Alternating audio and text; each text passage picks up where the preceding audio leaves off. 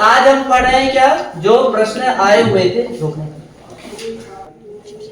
तो अभी हम वीडियो में क्या देख रहे हैं कि विगत वर्षों में जो प्रश्न आए हैं उनको लिखने का तरीका क्या है, या उनको शॉर्ट में कैसे लिखें जिससे हमें जल्दी से याद हो और नंबर अच्छे से अच्छे मिले, है ना। नंबर अच्छे से अच्छे मिले वो तरीका हम अभी समझ रहे हैं। तो हमने काफी सारे प्रश्न हल किए और हम आगे और प्रश्न हल कर रहे हैं। और अभी हमारा अध्याय 1 चल रहा है पशुपालन का, और अध्याय 1 में क्या पढ़ रहे हैं, आहार एवं पोषण। क्या पढ़ रहे हैं, आहार एवं पोषण। और इस ऐसा ही नहीं, इसके पहले हमने ऑब्जेक्टिव वाली क्लास भी किए कि नहीं किए, और अभी हम प्रश्न उत्तर वाली क्लास को देख रहे हैं। तो देखिए, इससे पहले हमने बहुत सारे प्रश्न हल किए और अब हम करते हैं जो हमारे सामने एक प्रश्न दिया हुआ है। और प्रश्न में क्या दिया हुआ है कि आदर्श राशन को परिभाषित कर। देखो, आदर्श राशन की परिभाषा हम देख चुके हैं, अभी देख चुके हैं ना। Yes sir. उसमें थोड़ा सा क्या जुड़ा है कि आदर्श राशन को परिभाषित करके आवश्यक 4 गुणों का वर्णन कीजिए।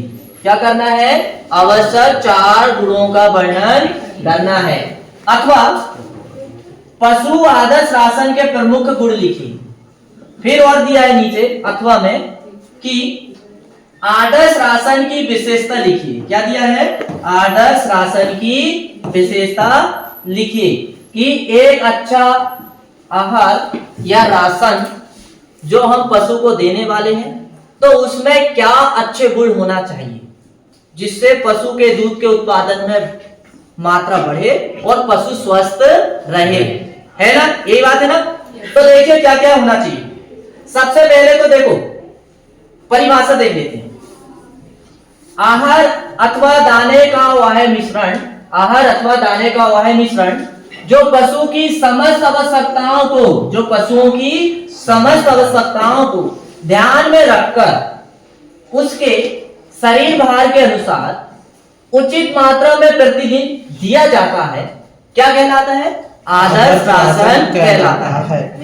हाँ, अब आदर्श राशन को आप ऐसे भी बोल सकते हो, बहुत शॉर्ट तरीका है। आदर्श राशन वह राशन जो पशुओं की समस्त आवश्यकताओं को ध्यान में रखकर दाने एवं चारे का मिश्रण करके पशुओं को दिया जाता है, आदर्श राशन कहलाता है। ऐसा भी आप लिख सकते हो, ये भी बिल्कुल ठीक है। फिर इसके बाद में इसकी विशेषता देखेंगे आदर्श राशन की। तो आदर्श राशन जो आपको पशुओं को खिला रहे हैं, पहली विशेषता क्या होना चाहिए, पाचनशीलता होनी चाहिए। कैसी होनी चाहिए, पाचनशीलता। मतलब उसमें ऐसे पोषक तत्व मिश्रित होने चाहिए कि उसको आप खिलाओगे तो आसानी से पच जाए, है कि नहीं। ज्यादा हार्ड भी नहीं देना, पता चले कि हमने राशन दिए वो पचा ही नहीं पा रहा है, बीमार पड़ जाएगा। इसलिए इस बात का विशेष ध्यान रखना पड़ेगा।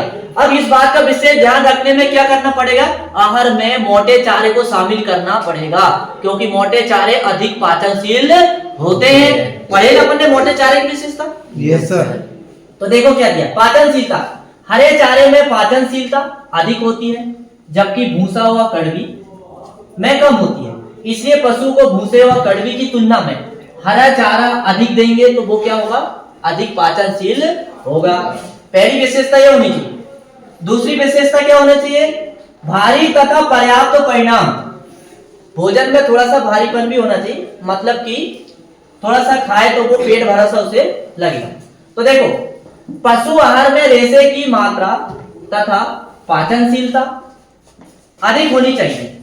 आहार का 2/3 भाग, आहार का 2/3 भाग मोटे चारे के रूप में देना चाहिए और उसमें हरे चारे भी शामिल होना चाहिए। कौन से चारे शामिल होना चाहिए, हरे चारे भी शामिल होना चाहिए। अब हरे चारे में क्या क्या शामिल करना है आपको, आदर्श राशन में बरसीम करना है, मक्का करना है, लोबिया करना है, ग्वार करना है। ये बहुत अच्छे हरे चारे या आदर्श राशन के बहुत अच्छे चारे की श्रेणी में आते हैं। इनको आप खिलाओगे तो हरे चारे में दूध का उत्पादन भी बढ़ेगा, पशु भी स्वस्थ रहेगा और विटामिन, प्रोटीन, खनिज, लवण हरे चारे के कारण शरीर में पूरी पूर्ति होगी, होगी कि नहीं होगी? Yes sir. फिर इसके बाद में अगला हमारा तीसरा पॉइंट क्या दिया है? संतुलन, संतुलित भोजन। कैसा भोजन? संतुलित भोजन। अब संतुलित भोजन में क्या कहा गया देखें। पशु आहार में सभी आवश्यक तत्व संतुलित मात्रा व निश्चित अनुपात में होना चाहिए। राशन में खनिज, लवण व विटामिन भी पर्याप्त मात्रा में होना चाहिए। यदि ये सारी विशेषता होगी तो आदर्श राशन कहलाएगा। और ये सारी विशेषता नहीं रही राशन में तो वो कौन सा राशन कहलाएगा? केवल निर्वाह राशन कहलाएगा। कहलाएगा कि नहीं? Yes, तो केवल पशुओं की दैनिक आवश्यकता को पूर्ति करता हो, लेकिन हम उससे बेस्ट राशन देख रहे हैं और उसको क्या कहते हैं? आदर्श राशन कहते हैं नहीं? Yes sir. फिर इसके बाद में भिन्नता। भिन्नता का मतलब यह है कि जैसे हम लगातार दाल रोटी खाएं तो हम एक समय ऐसा आता है कि उसकी तरफ इच्छा नहीं हो। यस ऐसे ही पशु भी होते हैं। एक ही चारा को आप लगातार खिलाओगे तो क्या होगा? उससे उसका मन भर जाएगा और वो खाएगा नहीं। और जब वो चारा नहीं खाएगा तो दूध का उत्पादन घट जाएगा, पशु दुबला हो जाएगा, ऊर्जा कम मिलेगी। तो इसीलिए आहार में बहुत सारा मिश्रण होना चाहिए। हरा भी हो, सूखा भी हो, कड़वी भी हो, पैरा भी हो, मक्के का डंठल भी हो, सब चीज उसमें क्या होना चाहिए? मिक्स होना चाहिए। तब तो वो चाव से खाएगा। Yes sir. खाएगा कि नहीं खाएगा? Yes sir. इसीलिए हम नए नए तरह की सब्जी लाते हैं और खाते हैं तो हमारा मन खाने में इंटरेस्ट बना रहता है। ऐसे ही पशु भी होते हैं, बस इतना पशु बोल नहीं पाते कि मुझे ये चाहिए, पर हमें तो समझदारी होनी चाहिए, है कि नहीं? तो देखिए क्या दिया है। पशु एक सा आहार खाकर परेशान हो जाता है। उसकी रुचि को बनाए रखने के लिए भोजन में भिन्नता बनाए रखनी चाहिए। मतलब भोजन में बदलाव करते रहना चाहिए। अब देखिए, ये तो आदर्श राशन आपने समझ लिया। आदर्श राशन समझ में आया कि नहीं आया? Yes sir. अब क्या देखेंगे? पशु शरीर में वसा के 3 कार्य। तो जैसे आपने प्रोटीन के कार्य देखे थे ना, सेम वैसे ही वसा के कार्य भी है। कोई ज्यादा डिफरेंट नहीं है, कोई ज्यादा डिफरेंट नहीं है। देखो, वसा से पशुओं को ऊर्जा मिलती है, प्रोटीन से भी ऊर्जा मिल रही थी, मिल रही थी नहीं मिल रही थी? Yes sir. वसा से विभिन्न एमिनो अम्ल पशुओं के शरीर में मिलते हैं, प्रोटीन से भी मिल रहे थे, मिल रहे थे कि नहीं मिल रहे थे? Yes sir. है ना? वसा से पशुओं में मांस का उत्पादन बढ़ता है, प्रोटीन से भी बढ़ता है, बढ़ता है कि नहीं? Yes sir. तो वसा और प्रोटीन के जो कार्य है लगभग मैच करते हुए हैं, कोई ज्यादा अंतर नहीं है। फिर भी क्या दिया देखो, फिर भी हम एक बार चेक करते हैं। वसा को ईथर निष्कर्ष भी कहते हैं। वसा को ईथर निष्कर्ष भी कहा जाता है। पूर्ण पशु के शरीर में लगभग 20% वसा होता है। जैसे युवा पशु के शरीर में 17% प्रोटीन होता है। उसी की तुलना में यदि हम वसा यदि देखें, प्रौढ़ पशु जिसे पूरा परिपक्व पशु हो जाता है ना, मैच्योर हो जाता है जिसे कहें तो, ठीक, उसके शरीर में वसा 20% होता है। चिकनाई होती है। वसा क्या है? चिकनाई ही तो है। वसा क्या है? चिकनाई। अब ये वसा शरीर में कहां पाया जाता है? ये जोड़ों में पाया जाता है। वसा कहां पाया जाता है? ये जोड़ों में। आपने देखे होंगे जब हम जवान रहते हैं, युवा रहते हैं, तो हमारे जोड़ों में दर्द नहीं रहता, क्योंकि हम जो वसा खाते हैं वो वसा यहाँ रहता है और वो ग्रीस का काम करता है जोड़ों में। किसका काम करता है? ग्रीस का। इसलिए हमारे जोड़ एकदम अच्छे चलते रहते हैं। लेकिन सियाने बुढ़े जब हो जाते हैं उनसे पूछना, यहाँ दर्द हो रहा है, घुटने में दर्द हो रहा है, जोड़ों में दर्द हो रहा है, उसका कारण क्या है? समय के साथ साथ शरीर में वसा की कमी आ जाती है, जोड़ों में ऑयल खत्म हो जाता है, इसलिए ये घिसट कर चलने लगते हैं और घिसट कर चलने लगेंगे तो दर्द होगा।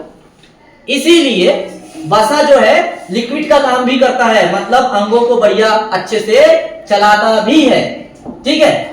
फिर वसा चारे दाने व खलियों में पाई जाती है। सबसे ज्यादा वसा तेल निकलने वाली खलियों में, मतलब जो फसलों से तेल निकलता है उसी में सबसे ज्यादा होते हैं। जैसे मूंगफली, मूंगफली में सबसे अच्छी खली मानी जाती है। मूंगफली का तेल निकालने के बाद जो बचता ना, वो सबसे अच्छी खली मानी जाती है पशुओं के लिए। क्यों? क्योंकि उसमें निश्चित मात्रा में वसा होती है, तेल होता है ना। फिर इसके बाद में क्या दिया है? वसा में ऊर्जा, शरीर को ऊर्जा प्रदान करती है। यह कार्बोहाइड्रेट में या कार्बोहाइड्रेट से यदि तुलना करें, वसा की हम तुलना कार्बोहाइड्रेट से करें तो 2.25 गुना अधिक ऊर्जा ये वसा शरीर में देती है। कितनी देती है? 2.25 गुना अधिक ऊर्जा शरीर में देती है। किसकी तुलना में? कार्बोहाइड्रेट की तुलना में। किसकी? आपको पता नहीं होगा, 1 ग्राम वसा ऑक्सीकृत होकर 9.3 कैलोरी ऊर्जा देता है, जबकि कार्बोहाइड्रेट बहुत कम देता है। समझ में आया? चलिए आगे बढ़ते हैं। वसा के कार्य यहाँ पर दिए हैं। वसा के कार्य मैं आपको नहीं बताऊंगा, बीच बीच में मैं आपको बताते जा रहा हूँ ना क्या क्या कर रहे हैं वसा। फिर इसके बाद में हम देखेंगे पशु आहार में कार्बोहाइड्रेट का 4 महत्व लिखेंगे। पीछे नहीं देखो आप,